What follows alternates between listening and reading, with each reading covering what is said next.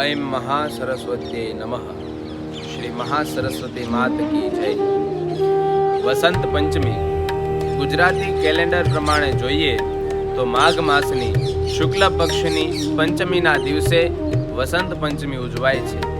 આ દિવસ એ માં સરસ્વતીને સમર્પિત છે। એવું કહેવાય છે કે વસંત પંચમીના દિવસથી વસંત ઋતુની શરૂઆત થાય છે। આ દિવસે માં સરસ્વતીની ઉપાસના કરવામાં આવે છે। શાળાઓમાં અનેક જગ્યાએ માં સરસ્વતીની પૂજા થાય છે।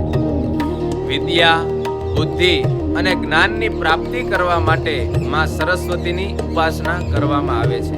વિદ્યાર્થીઓ માટે ખૂબ જ શુભ દિવસ ગણવામાં આવ્યો છે।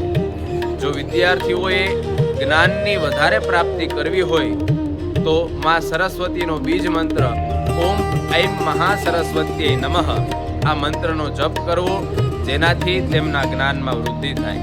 તો આવો આપણે સૌ મળી અને આ વસંત પંચમીના દિવસે માં સરસ્વતીની ઉપાસના કરીએ। જય માં સરસ્વતી।